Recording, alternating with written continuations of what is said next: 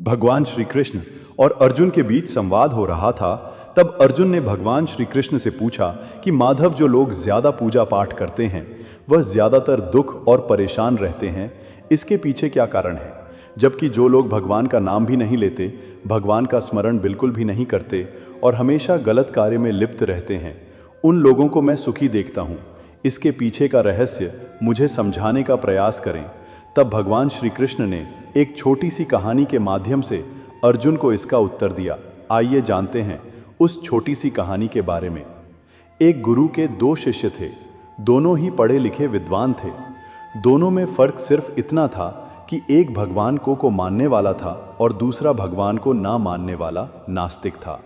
एक ऐसा था जहाँ पर भगवान की कथा होती थी, जहाँ सत्संग होता था, जहाँ भजन होता, वहाँ दौड़ के चला जाता और भगवान की पूजा पाठ करने लगता। दूसरा शिष्य इन सब चीज़ों से दूर था। वह शराब पान भी करता था, वेश्याओं के साथ नमन करता था। सारी बुरी आदतें दूसरे शिष्य में थी। एक दिन क्या हुआ, एक शिष्य शराब पीकर बोलते हुए रास्ते में पैदल चलते हुए अपने घर को जा रहा था। अचानक उसको रास्ते में पैसों से भरा एक बैग मिल जाता है। उसकी खुशी का ठिकाना नहीं रहता। वो जोर जोर से चिल्लाते हुए सबको बताता है, मुझे आज पैसों से भरी बैग की थैली मिल गई, मेरा जीवन सफल हो गया। इन पैसों से अपने जीवन की आवश्यकताओं की पूर्ति करूंगा। वही दूसरा मित्र मंदिर से भजन करते हुए अपने घर को जा रहा था। अचानक उसकी पैर में एक बड़ी कांटे चुभ जाती है, रक्त निकलने लगता है। ठीक उसी समय दूसरा शिष्य भी वहीं पहुंचता है और हंसते हुए उसको बोलने लगता है, क्यों, तुम ही हो ना जो सबसे ज्यादा पूजा पाठ करते हो, भगवान का भी भजन करते हो। क्या दिया तुम्हारे भगवान ने तुम्हें? मुझे देखो, मैं कभी मंदिर नहीं गया और ना ही मैंने कोई भी काम अच्छा किया। मेरे घर में भगवान का मंदिर भी नहीं है। मैंने कभी अपने घर में सत्यनारायण का कथा नहीं कराया, भगवान के सामने कभी माथा नहीं टेका। फिर भी मैं कितना संपन्न हूँ, अमीर हूँ, मेरे पास पैसों की कोई कमी नहीं है। सबसे ज्यादा सुखी जीवन मैं ही जी रहा हूँ। अच्छे शिष्य को उसकी बात चुभने लगी। उसने मन ही मन विचार किया, हाँ, ये तो सच बोल रहा है। मैं कितना पूजा करता हूँ और वो कुछ नहीं करता, फिर भी कितना सुखी है।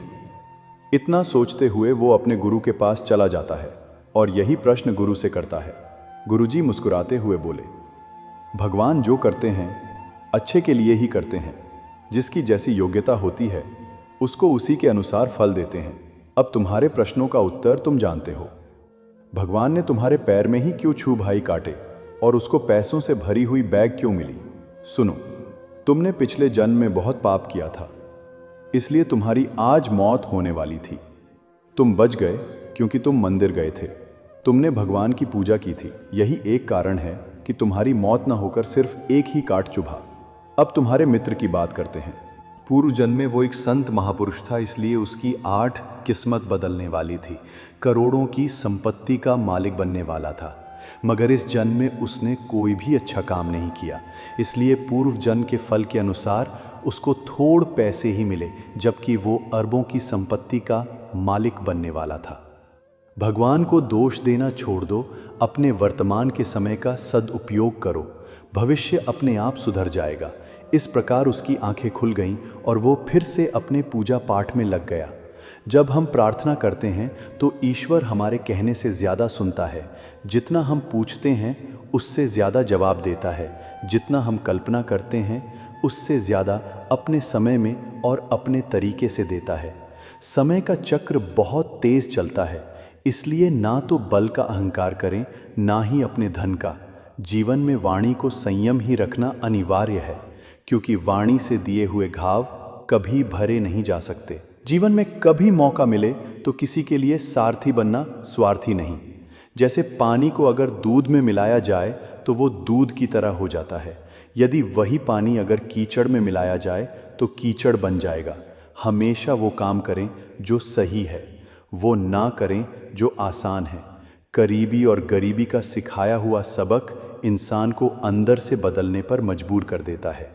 जिस तरीके से बात करते हो उस तरीके से सुनना भी पसंद करो।